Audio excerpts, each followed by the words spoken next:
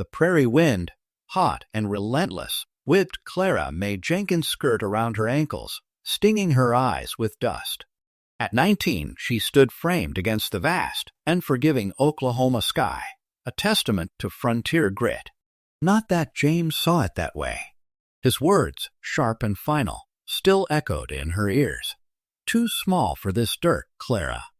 He'd ridden off, leaving her stranded on the edge of nothing, with a flimsy promise of a homestead now dissolved like morning mist. Clara clutched the tattered deed, a cruel joke in her hand. The town of Red Hollow shimmered in the distance, a parched huddle of wooden buildings that promised little solace. She'd dreamt of a cabin by the river, a garden overflowing, the laughter of children. But James' betrayal had unraveled it all, leaving her not just alone, but without even the legal right to the patch of dust they'd scraped together. This land, she knew, did not suffer weakness, and the world only saw her as weak as if to her predicament. A chilling rumor had begun to snake through Red Hollow, thick as a coiled rattlesnake. Comanche raids. Cattle stolen. Tension, always simmering between settlers and the ancient inhabitants of this land, boiled over. Sheriff Silas Grant, a beefy man with a single, cold eye and a hatred for anything not white and Anglo, was stirring the pot, whipping the townsfolk into a frenzy. Savages he'd snarled in the saloon, eyes gleaming with a terrible righteousness. Clara watched the sun dip below the horizon, painting the sky in fiery hues of orange and violent red. This wild, beautiful land was now her enemy, or so it felt. Her only companions were the endless horizon and Dusty, her old donkey, who brayed a mournful tune, as if sensing the weight on her shoulders. It was Dusty who led her to the river that night. A low whinny, desperate and pained, carried on the crisp air. Laying half submerged in the shallows was a mustang, its flank torn, eyes wide with fear. Clara, without a second thought, waded in.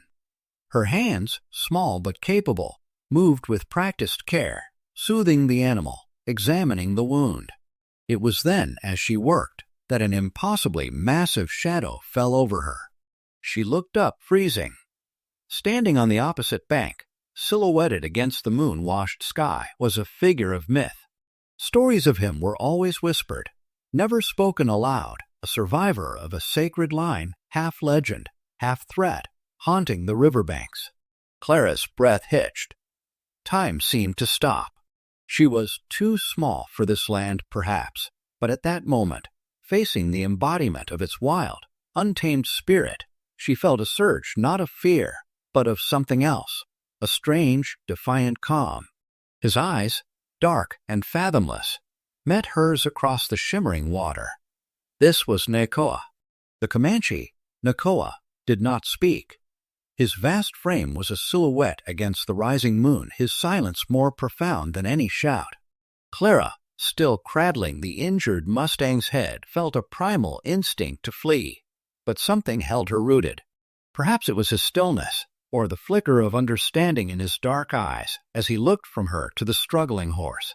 He knelt without a word, his movements surprisingly gentle for such a formidable man, and expertly bound the mustang's leg with reeds from the riverbank. When he finished, he simply nodded, rose, and vanished into the night as silently as he'd appeared. Clara returned to town the next day, the image of Nakoa etched in her mind. Red Hollow offered cold shoulders and wagging tongues. Her abandoned homestead, now simply that place out past Miller's Bend, was a monument to her failure in the town's eyes. She knew she couldn't beg, wouldn't marry for convenience. Her spirit, though bruised, refused to break. She found a temporary job hauling water for Ezra Tilley, the saloon owner. Ezra, a man whose charm was as slick as the whiskey he poured, knew every secret in Red Hollow.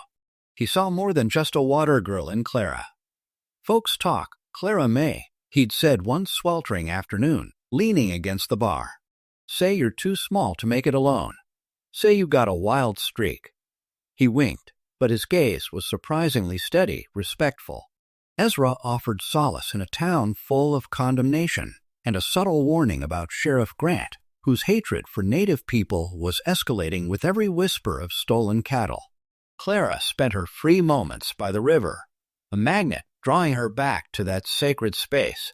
The Mustang, now healed, would sometimes graze near the banks, a symbol of quiet resilience. She began to gather stones, shaping them, not yet knowing why. One afternoon, as the sun dipped low, her hands, calloused and strong, began to sketch lines in the dirt. A cabin. Her cabin. A defiant act against abandonment and scorn. Then he appeared again, materializing from the shadows of the cottonwoods. Nakoa. He carried a heavy log, the rough bark smelling of earth and forest. Without a word, he set it down. Then another. And another. He didn't join her. Not truly. He merely worked, in respectful distance, a silent, powerful presence. No smiles, no conversation, only the shared rhythm of work. Clara, in turn, offered him the small, bitter berries she'd foraged, leaving them on a smooth rock. He took them in silence. They were two solitary figures, each haunted by their own losses, finding an unspoken solace in the act of creation. The cabin grew, log by log. The cabin grew, a defiant testament framed by the sun-baked sky and the glittering river. Each log Nakoa brought was heavy, each nail Clara hammered was precise. Their work was a silent language, building not just walls, but an understanding that transcended words. Clara learned to read the subtle shifts in Nakoa's eyes, the slight tightening of his jaw that spoke of deep-seated pain. She observed how he paused sometimes, his gaze fixed on the distant hills, haunted. One afternoon, a violent dust storm swept through, forcing them to take shelter beneath the partially built roof. The wind howled like a banshee, and the air turned thick with grit. In the sudden intimacy of the small space, Nakoa spoke, his voice a low rumble, rough as stones. He spoke of the buffalo, endless herds that once thundered across the plains, now gone. He spoke of his people, their lands shrinking, their traditions under siege. The ghosts of colonization and war were not just memories for him. They were living wounds. His silence, Clara realized, was a fortress built around unimaginable loss. He was a warrior, but his battles were now fought internally against the corrosive tide of history. Clara, in turn, shared her own anxieties. The townsfolk's whispers reached her even by the river. The savage woman, they called her. Even Ezra, for all his respect, had warned her, "Silas Grant's got a bee in his bonnet about you, Clara." The threat of nature was a constant companion. The river, normally a lifeblood, swelled with sudden rains, threatening to wash away their foundations. Venomous snakes, seeking the cool shade of the growing structure, lay hidden in the nascent walls. A savage drought followed, baking the earth into a cracking, unforgiving surface, testing their resolve. Yet, with each challenge, Clara and Nakoa's bond deepened, forged in shared struggle. One evening, as they worked late, Nakoa pointed to the distant lights of Red Hollow. "Grant," he uttered, the single word laden with a chilling finality. He explained, in fragmented English, how Silas Grant was not just a hateful man, but a cunning one, orchestrating cattle thefts himself, blaming the Comanche to sow fear and justify violence. He warned Clara that their visible act of building, of existing outside the town's rigid rules, was becoming a beacon for the sheriff's malicious gaze. Just as the cabin stood near completion, a home taking definite shape, Clara ventured out for vital supplies, seeds for her garden, a small sack of flour. She left Dusty tied near the river, a silent guardian. As she returned, the air grew still, unnaturally so. The sounds of work, usually filling the valley, were gone. A cold dread seeped into her bones. She rounded the last bend, the cabin coming into view, and her heart seized. Silas Grant and a handful of his men were there, torches flaring, axes glinting. They weren't there to talk. Clara dropped the sack of seeds. Her eyes narrowed, taking in the scene. Silas Grant, his single eye glinting with malice, stood before the half-finished cabin, an axe held loosely in his hand. His men fanned out, their faces grim, torches already spitting flame. "Looks like someone's gotten too big for their britches out here," Grant sneered, his gaze sweeping over the sturdy log walls they had so painstakingly raised. Before Clara could react, a powerful roar ripped through the air, and Nakoa burst from the tree line. He was a whirlwind of motion, his vast frame seeming to multiply in the fading light. He moved with a speed that belied his size, tackling two of Grant's men before they could react. The element of surprise was his, but the odds were stacked against him. Grant's remaining men, recovering from their shock, drew their pistols. Shots rang out. Nakoa roared again, a sound of pain, as he took a bullet in the arm, stumbling but not falling. He was outnumbered, outgunned. Clara's heart hammered against her ribs. She saw Nakoa's efforts, his almost superhuman strength, but also his vulnerability. He was wounded. She had to make a choice. The seeds lay scattered, a symbol of the future she was trying to plant. Grant's men were closing in on Nakoa, their faces set with brutal intent. She could run, disappear back into the anonymity of the frontier, save herself. Or she could stand and fight for the place she had built, for the man who had helped her build it. Flee and save herself, or defend the place they've built. A flash of understanding ignited within her. It was the tangible proof that legacy wasn't found in a man's name or a piece of paper, but in what you built with your own hands, and who you built it with.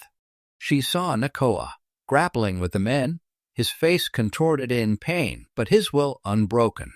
Then her gaze fell upon the cabin's entryway, the threshold almost complete. Something glinted. Clara scrambled forward, her fingers closing on a small, intricately woven charm, tucked securely into a chink in the log frame. It was a Comanche charm made of sinew and feathers, a symbol of protection, of blessing. Nakoa must have placed it there. In that moment, a profound realization washed over her. Legacy wasn't about bloodlines or size, but about creation, about community, about defiance. This wasn't just Nakoa's fight, or even just her fight for the land. This was a fight for a new beginning, a testament to resilience against the forces of hatred and fear. She knew what she had to do. She wasn't too small. She was just the right size to change everything. She spun around, her eyes blazing, no longer a quiet farm girl, but a force to be reckoned with. She would not flee. She would defend what was hers, what they had built. She would defend Nakoa. She ducked behind a stand of brittle cottonwoods, her heart a drumbeat against her ribs. Nakoa, wounded, was still fighting, but Silas and his men were overpowering him, their blows fueled by hatred. Clara knew this was her moment. This was where she proved that too small did not mean weak. This was for the cabin, for Nakoa, for her very right to exist on this land. Without hesitating, Clara slipped through the shadows, circling around the chaos at the cabin. Her eyes scanned the ground, searching for anything she could use. A glint of metal caught her eye. One of the men in the scuffle had dropped his pistol. She snatched it up, the cold steel heavy in her small hand. It wasn't the gun she needed, but the distraction. She fired it into the air, a sharp crack that echoed across the valley, startling the sheriff's men and momentarily halting their assault on Nakoa. Clara's voice, though not loud, carried an unexpected fierceness. "You want this land?" Silas, momentarily distracted by the gunfire, turned, scowling. Well, if it ain't the little wildcat." His men spread out, flanking her. Nakoa, seizing the momentary confusion, fought back with renewed fury, but his movements were slower, his strength waning. Clara, ignoring the men, focused on Silas. She knew his weaknesses, his greed, his paranoia, and his pride. She yelled, her voice trembling slightly but holding firm. "You blame the Comanche for cattle theft, but you're working with the outlaws." Silas's face darkened, his single eye widening in rage. This was about his reputation, his carefully constructed facade of law and order. "Lies," he bellowed. But Clara wasn't there to fight them head-on. She was here to buy time. For Nakoa. for the life they were building. She dashed towards the river, leading them away from the struggling Nakoa, away from their shared dream. She knew the tricky currents, the hidden snags in the shallows. She knew the land intimately, far better than Silas Grant and his town-bred thugs. As she lured them deeper into the darkness along the riverbank, she heard Nakoa's pained grunts. He was down. Silas's men were converging on him, their axes and pistols glinting menacingly. Clara's breath caught in her throat. She had to act now. This was the moment, the turning point. She plunged into the frigid river, its current tugging at her. Silas, blinded by rage and convinced she was trying to escape, followed close behind. The full moon was rising, casting an eerie glow on the water, illuminating the hidden depths she and Nakoa had prepared. Justice, she realized, wasn't always a marshal's badge or a judge's gavel. The water surged around Clara's waist, cold and swift. Silas Grant, hot on her heels, grunted as he waded in, his boot sinking into the murky riverbed. He bellowed, his voice thick with fury. Just as he lumbered deeper, his foot snagged. A sharp, metallic clunk echoed through the water. He yelled, a sound of surprise and pain, as the jaws of a hidden bear trap snapped shut around his ankle. He stumbled, splashing wildly, the river churning around him. Clara watched, grim satisfaction tightening her lips. She and Nakoa had set these traps days ago, anticipating trouble, not for people, but for the wild animals that sometimes wandered close to their provisions. Now it was justice meted out by the land itself. Silas thrashed, trying to free himself, his one good eye wide with panic. His men, hearing his cries, scrambled toward the riverbank where Nakoa lay, still struggling, but now a second group began to respond to their sheriff's predicament. Silas's pain-filled shouts mingled with the distant shouts of his men, still engaged in combat with Nakoa. Outnumbered though he was, Nakoa, fueled by a primal protective rage, even with his wound, had managed to push back the initial attackers. He staggered, clutching his bleeding arm, but his formidable presence alone seemed to instill a measure of fear.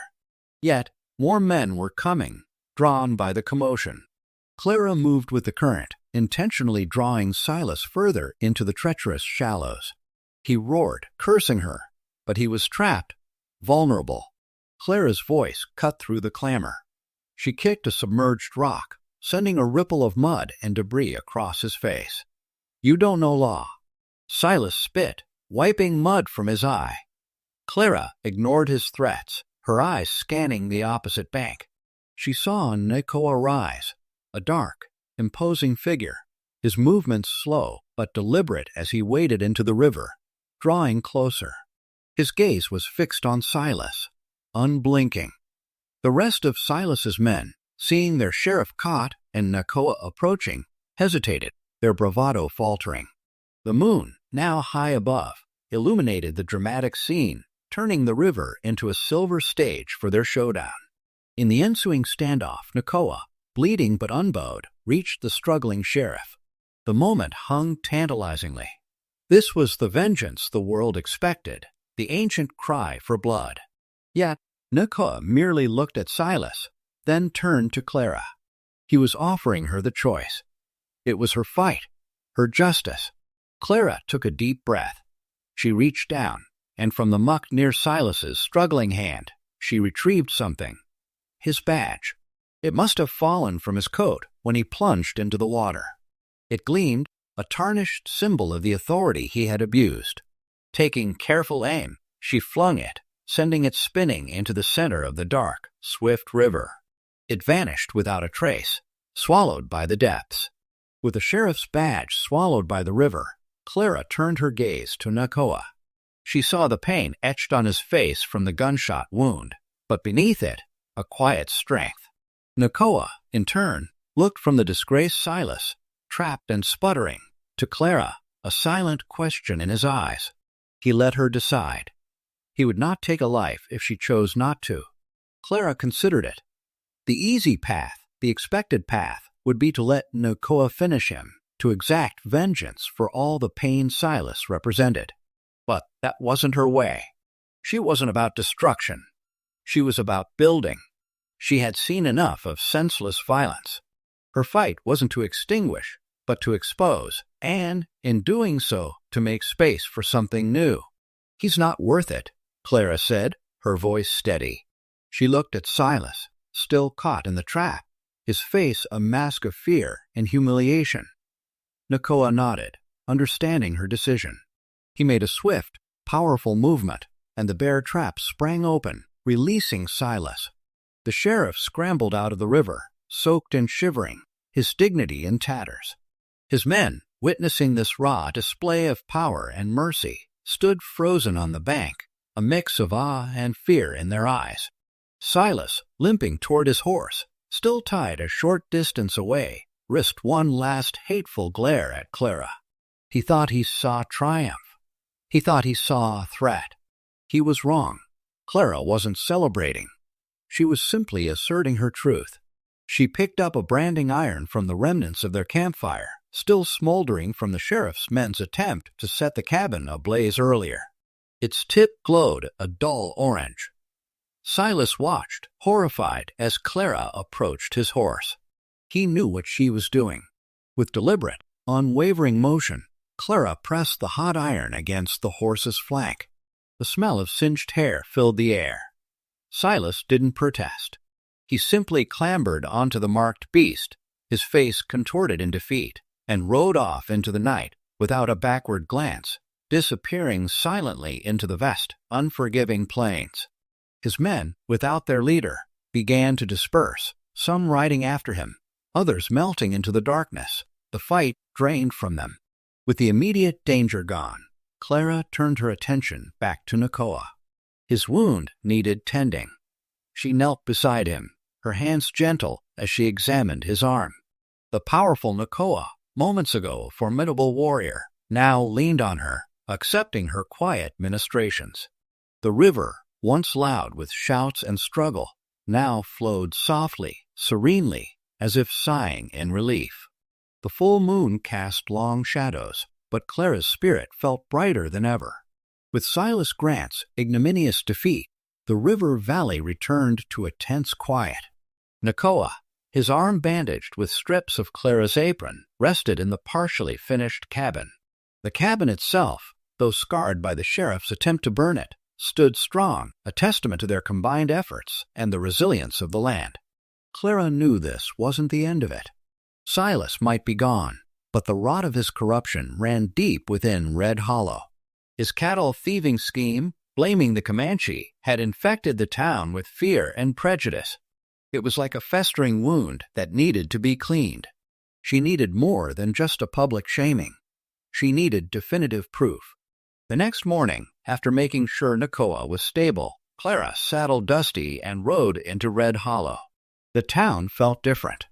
A palpable uncertainty hung in the air. News of Silas Grant's disappearance and the branded horse was spreading like wildfire. Some whispered of a Comanche ambush, others of Silas simply skipping town with stolen loot. Almost no one dared suggest Clara's involvement. She was just a small girl after all. Clara went straight to Ezra Tilley's saloon. He greeted her with a rare, uncharacteristic sobriety. His eyes bore a new respect. "Clara Mae," he said, his voice low. "Heard things. I need your help, Ezra," Clara stated, getting straight to the point. Silas Grant wasn't just hateful. He was crooked. He was working with outlaws, stealing cattle and blaming Nakoa's people. Ezra's eyebrows shot up. He played both sides, yes, but he had a code, and he had a deep respect for Clara's honesty. He asked, tapping a finger on the bar. Clara nodded. He kept ledgers, lists of transactions, names of his collaborators. I saw them once in his office before James, before everything. Ezra looked hesitant. Breaking into the sheriff's locked office was a dangerous game. But then he remembered Clara's quiet resilience, the way she hadn't given up when James left her for dead, the defiant cabin rising by the river. He also knew that Grant's corruption had made life harder for everyone, even those who catered to him. Travel and traders pass through here every week. Ezra mused aloud, a shrewd glint in his eye. They hear things, they spread things. He nodded decisively. All right, Clara Mae. Proof for the traders, and perhaps he would risk helping her. He gathered a few trusted, disgruntled patrons, and under the cover of darkness, they liberated Silas Grant's ledger from his office. By dawn, Clara had the proof she needed. Names, dates, illicit dealings, all carefully documented by Silas Grant himself. The truth was ugly, but it was undeniable. With Ezra's help, word began to spread through the traveling trade routes, carried by every merchant who stopped in Red Hollow. It was only a matter of time before justice, undeniable and far-reaching, caught up to the hidden corruption that had poisoned the land for so long. Months passed, marked by the slow mending of Nakoa's arm and the even slower mending of Red Hollow's reputation. The whispers about Silas Grant's corruption had hardened into undeniable facts. Traveling traders, fueled by Ezra's subtle dissemination of information and confirmed by the ledger's damning contents, had carried the truth far and wide. The federal marshal's office, always slow to move out on the fringes of the territory, finally sent word. An investigation was underway into the disappearance of Sheriff Silas Grant and the cattle rustling. Back at the river, life had found a new rhythm. Nakoa, fully recovered, returned to helping Clara. The cabin was finished, a sturdy, welcoming structure that stood proudly by the river bend. Clara planted her garden, the seeds she'd salvaged now pushing green shoots into the sun-baked earth. She spent her days working the land, raising chickens, and making the cabin a home. Nakoa brought her deer and fish, and occasionally sat by the river, weaving new charms to bless the growing homestead. Then came the night of the full moon. Its light, huge and almost unnaturally bright, bathed the entire valley in a silver glow. Clara sat on her porch, enjoying the cool evening air when she heard it. The telltale thud of a horse's hooves ridden hard. The scent of stale liquor and raw ambition hit her even before the rider emerged from the shadows. Silas Grant. He was a broken man, haggard and wild-eyed, his clothes torn, his horse, the one she'd branded coward, gaunt and limping. He clutched a half-empty bottle in one hand, a lit torch in the other. Paranoia had driven him back, a desperate compulsion to reclaim what he believed was his, to burn away the evidence of his downfall. He saw the finished cabin, a beacon of her triumph, and a guttural cry escaped his lips. Nakoa emerged from the darkness, intercepting Silas before he could reach the cabin. He stood, massive and silent, between the sheriff and the home he had helped build. Silas, enraged and half-mad with drink, screamed obscenities, waving the torch wildly. He lunged at Nakoa, but the Comanche warrior, grim and resolute, met his attack with a swift, powerful blow. Silas fell, winded, the torch flying from his hand and landing harmlessly in the dewy grass. Clara, anticipating the conflict, had already moved. She knew the river's secrets. She knew the location of the concealed bear traps she and Nakoa had set for protection, cunningly hidden beneath the shallow, moonlit water. She called out, stepping from the shadow of the cabin, her voice clear and strong. The sound of her voice, and the sight of her standing there, resolute, seemed to pierce Silas's alcoholic haze. He stumbled to his feet, eyes wide and bloodshot, turning to face his tormentor. Clara began to walk backward, towards the river's edge, beckoning him with her eyes. She lured him, step by agonizing step, into the very shallows where the traps lay waiting. He followed, snarling threats, blinded by his obsession. And then, once more, there was the metallic clunk, the splash, and Silas's pained cry as a trap clamped down on his leg. He was caught, again, in the very mechanism of his own cruelty. Nakoa watched, his face impassive. The choice, once again, was Clara's. With Silas Grant gone, swallowed by his own cowardice and the vast emptiness of the plains, a quiet shift began in Red Hollow. The town, once in the iron grip of his corruption and fear-mongering, started to breathe again. Ezra Tilley, sensing the change, became Clara's unlikely champion. He leveraged his network of contacts and his newfound moral standing to help Clara navigate the murky waters of land claims. "Ain't no law saying a woman can't file on land, Clara Mae," Ezra declared, wiping down his bar. "Especially not after what you did. Word's out, and folks got a healthy respect for you now." With Ezra's assistance and the undeniable evidence of Silas's ledger, Clara successfully staked her claim, her ownership of the land by the river made legal. It was a victory not just for her, but a symbol of justice prevailing in a place where it had long been absent. Her small parcel of land, once mocked as too insignificant, was now a beacon of defiant hope. Nakoa, true to his stoic nature, did not ask to live in Clara's cabin.